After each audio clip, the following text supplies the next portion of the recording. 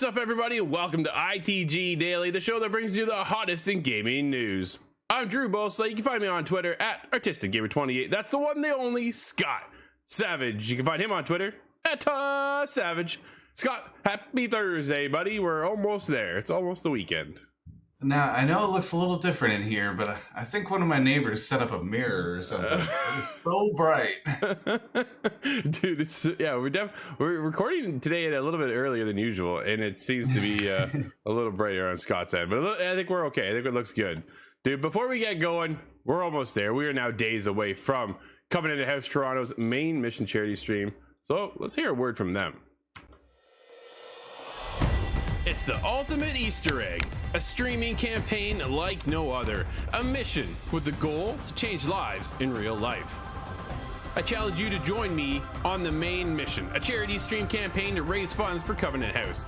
From March 7th to April 1st, we welcome everyone to join this fundraising mission to benefit youth who are homeless, trafficked, or at risk. The campaign will feature prizes, giveaways, and big surprises. And on April 2nd, we join forces with some of the biggest content creators and gamers to raise maximum funds. Help us change the game. Can we count you in? That's right, this Saturday we will be live for 12 hours at noon Eastern. That's right, I said 12 hours. That's just another day in our world, right, Scott? That's right, that's nothing. We've done way longer. Yeah, we'll be live for 12 hours. You can find us over on twitch.tv/CovenantHouseTO. Come by, support a great cause, and have a chance to win some games and hang out with some great streamers. Scott, coming up on today's show, where people can join us live on twitch.tv/theofficial ITG, as well as YouTube at ITG Reviews. But if you can't join us live, hit us up later inside the game.ca, podcast services and TV streaming networks around the globe. Today's show contains Epic Games is changing up the formula with their new mode. No more building. That's right, Scott. No building for you, buddy. Valorant job listings suggest it might be coming to console. And Detroit Become Human Studio might be getting acquired. Oh, really? Ooh. And it is not who you think it is. I'll tell you that right now, Scott. I am shocked when I saw who it was. I was like, really, eh?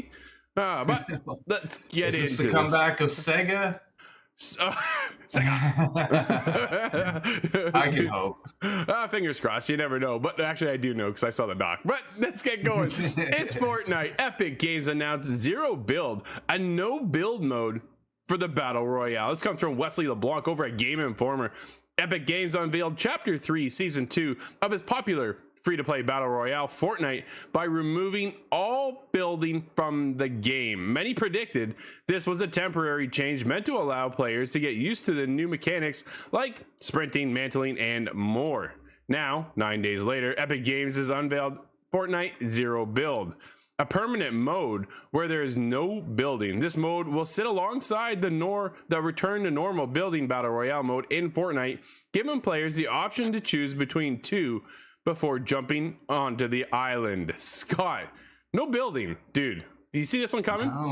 No, that is quite strange. I just had one thought though. What's that? Fortnite Zero Build. If only there was Fortnite Zero Dawn. That would be a nice kind of collaboration. Fortnite's always working with other developers, so Aloy's there. I don't think you can find her now, but she has been in the past.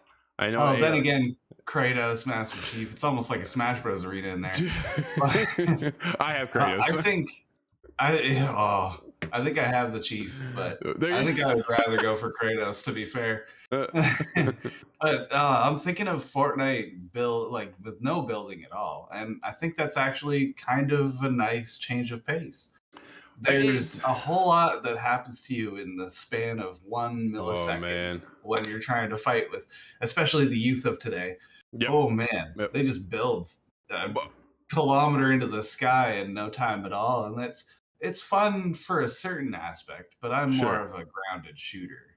Yeah, me as well, right? Like I'm more of a PUBG Battle Royale guy, but to play with my kids, that's the only time I play Fortnite. And dude, when they build, it's like, how are you pulling all that off?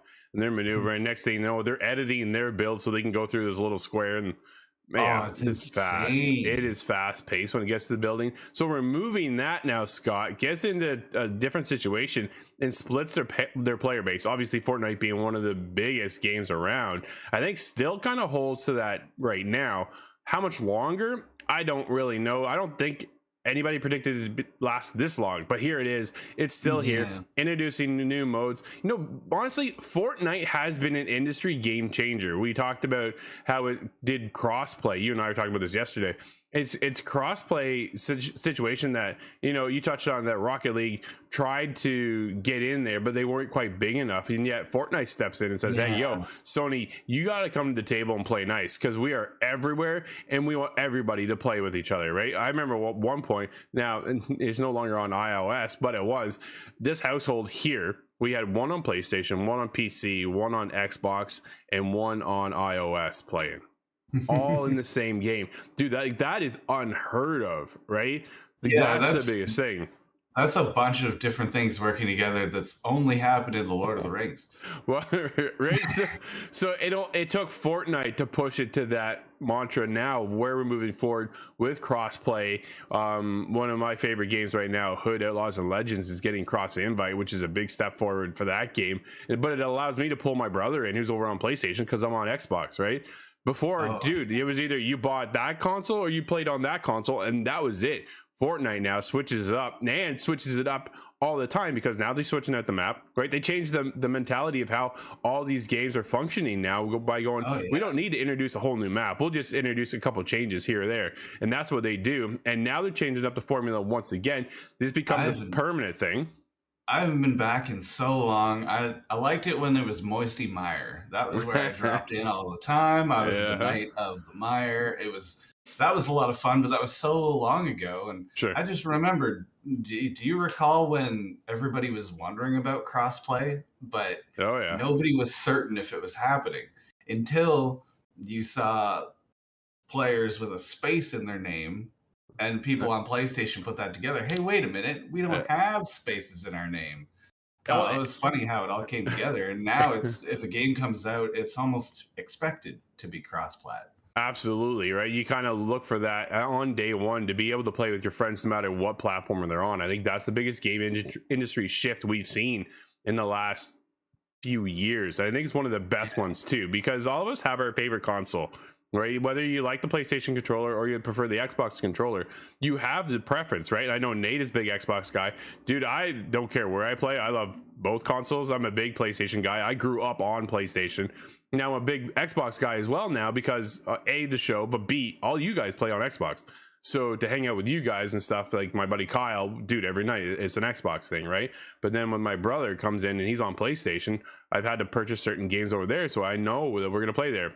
Rest in peace. It's still alive, but Marvel's Avengers, dude, it's there, right? But I had to get it on because there wasn't a cross-play function at the time if I was gonna pick it up over on Xbox. Now, they did swing me over there with Spider-Man, which yeah, it doesn't matter. But that's a good way to put it. But oh man, how long until we can just plug an Xbox controller into a PlayStation, or vice versa for that matter? You know what you do then, Scott? You get a PC.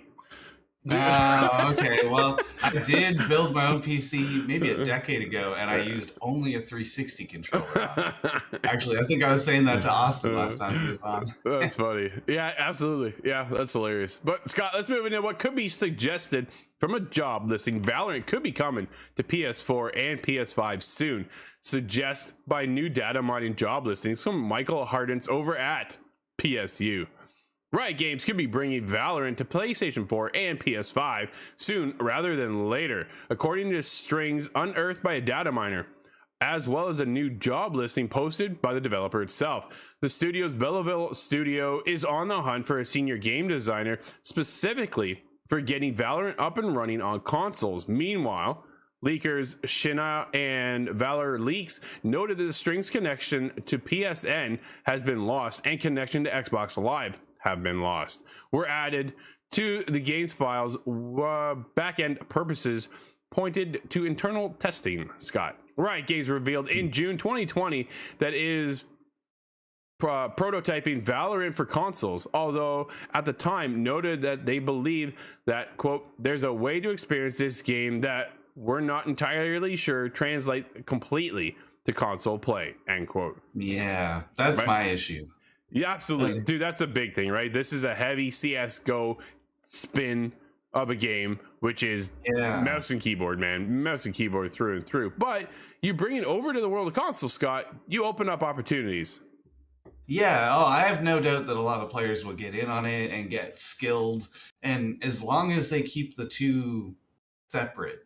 As you've said before, PC mixed in with console players ends up being a one-sided battle, and I just cannot compete with somebody who's got the mouse flicking around. It's just there's a level of shooting control that you just can't get on controller.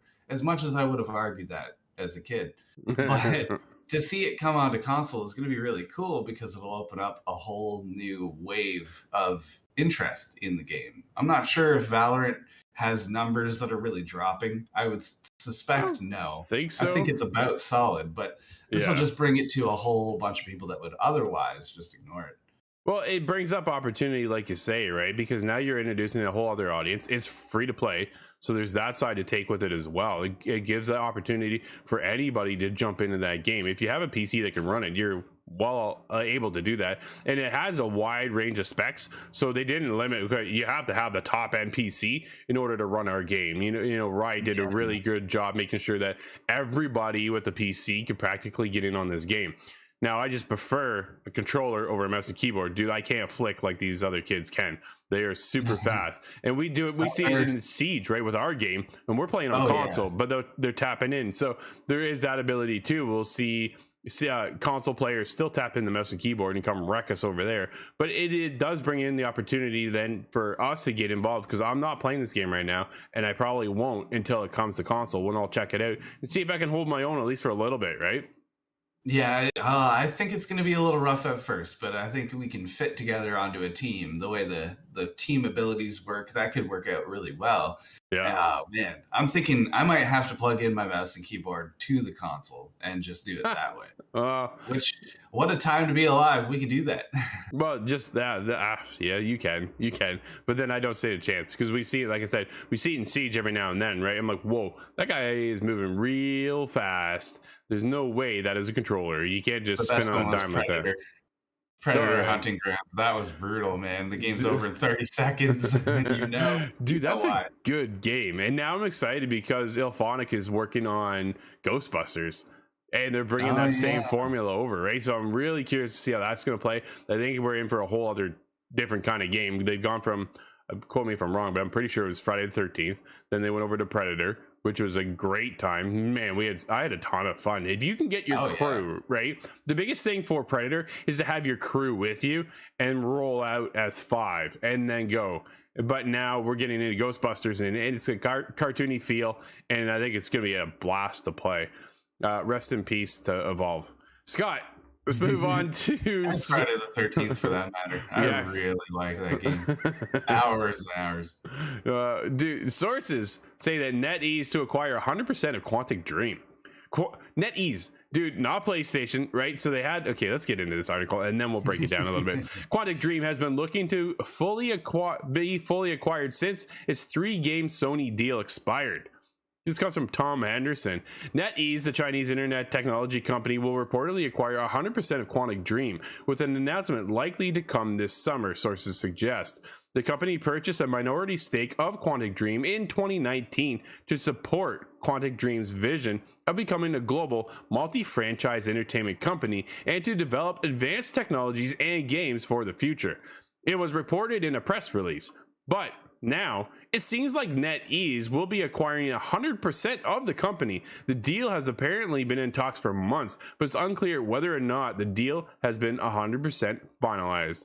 Scott, they've had a long-running relationship with PlayStation, right? Quantic Dream, for me, I thought would have been swooped up by Sony, not NetEase, which is a heavy focus on mobile games. That is quite a surprise, and I think Quantic Dream has really been pushing the hardware, if I recall. Absolutely. Heavily.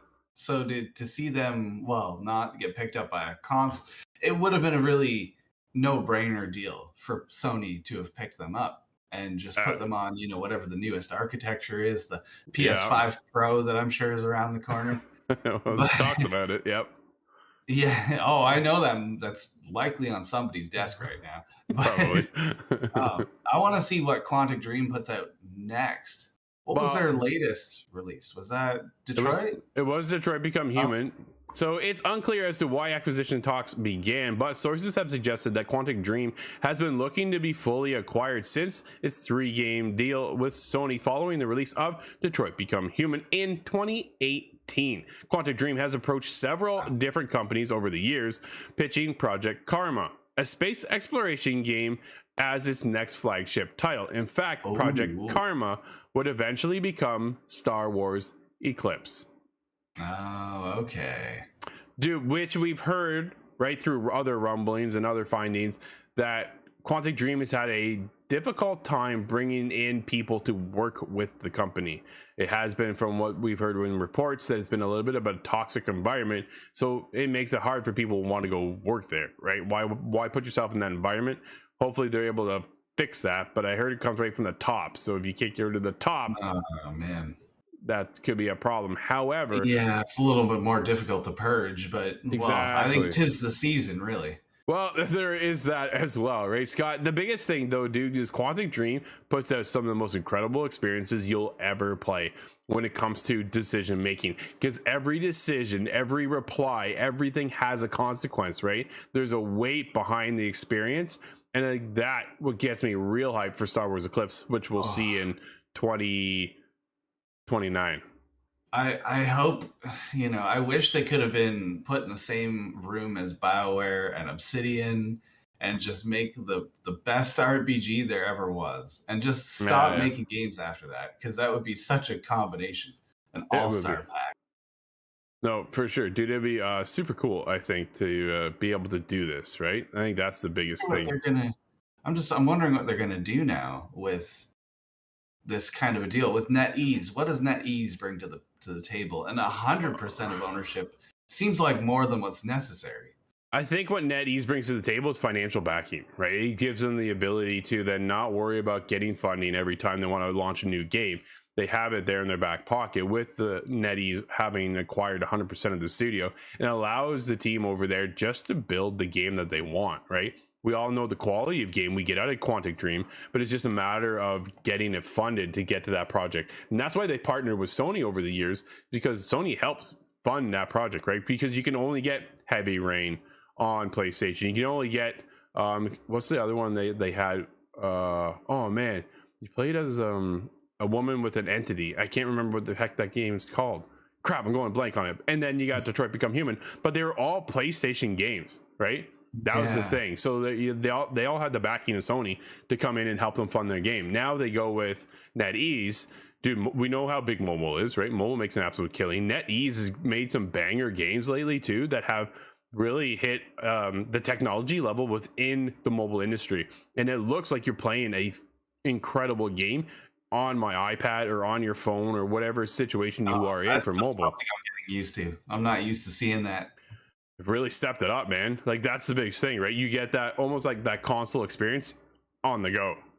I was in line waiting for a game. I can't remember what game it was now. It was at my local EB, and there was a guy just in front of me in line playing PUBG on the phone. And that was the first time I had seen mobile gaming on that level. And I thought, how does this, on the internet, in real time, how's this work? And then I realized, oh yeah, we're 20 years past the millennium. That's right. Scott, the other game was called Beyond Two Souls. I'm like, it's Beyond something. I couldn't remember what it was called. Yeah. And that was a pretty cool game too. I never finished the game, but it was still one of those games, right? It had the weight, it had the consequence. And it reminds me of Beyond Good and Evil. Oh man, dude, where is that Ubisoft presentation? One day, where is that thing? Bring it! Come on, I want to see what's going on. One day we're gonna be playing that and Skull and Bones, and we're gonna laugh about this.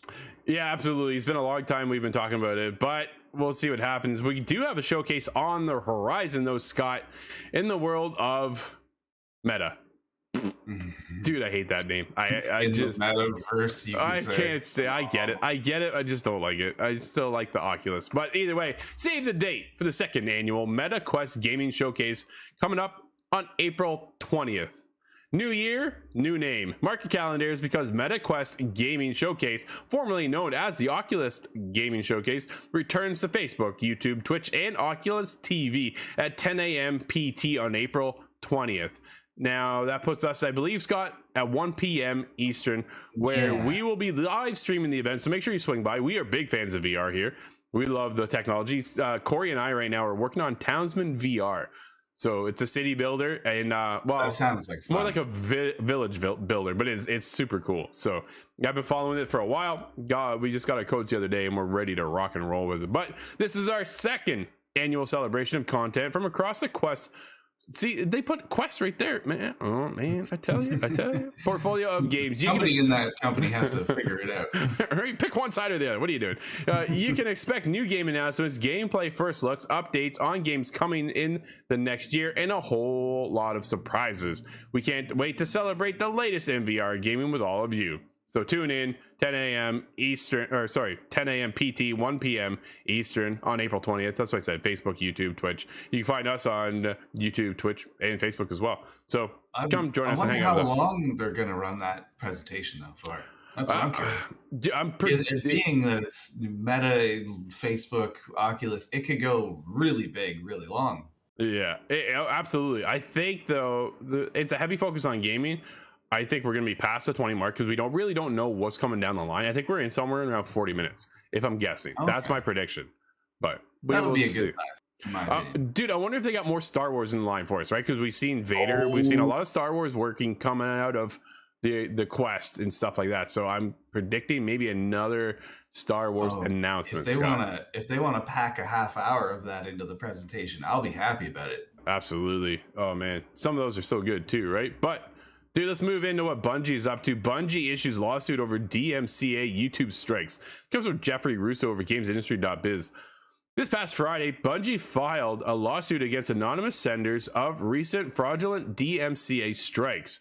As reported by Torrent Freak, the suit says the false reports have disputed Bungie's player community and streamers, as well as causing, quote, nearly incalculable damage, end quote, to the publisher itself.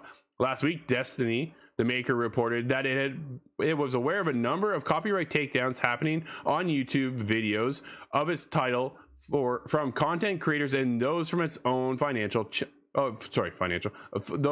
official channels. Scott, basically what's going on is it's as such, Bungie is entitled to damages and injunctive relief, including enhanced statutory damages of $150,000 because YouTube just puts out a bot and takes care of it all, Scott, right? So yeah, there's no good situation for this YouTube algorithm to pick up. When somebody issues a DMCA, it locks both parties out of the video. It takes it down. After 30 days, you can appeal. Yeah. And then that other, the defendant can take 30 days to respond. So in either case, you lose this video off of the internet for so long. And a lot of the times it's just not even resolved. No, absolutely. It is a nightmare over there. I wish YouTube would figure out how to, curate that properly. But Scott, we do have 2 releases out for today. What do we have, buddy? We have Moss Book 2 on the PlayStation VR. That's a pretty happy one for you, I believe. I'm very excited. Quill is back, so I'm waiting for my code to arrive. Hoping soon. Fingers crossed, man. I want this one. That's for sure. Either way, I'll have to go buy it if I don't get it. So look for that for the show. We also have Weird West on the PlayStation 4, 5, Xbox One, XS, and PC. And that one's, weird. The title says it all. It definitely is weird. Nate and I did our first impressions. You can check it out over on ITG Reviews on YouTube or InsideTheGame.ca. It's definitely a weird title. It's also on Game Pass. Take note. So if you want to check it out, you are more than able to do so. But Scott, guess what, buddy? That's today's show, everybody. Thank you for hanging out with us. As always, this has been ITG Daily, the show that brings you the hottest in gaming news. You can always join us live over on twitch.tv/theofficial ITG, as well as YouTube at ITG Reviews. But if you can't join us live, hit us up later inside thegame.ca, podcast services, and TV streaming networks around the globe. Until tomorrow, it's Friday. I'm Drew, that's Scott, and we'll see you inside the game.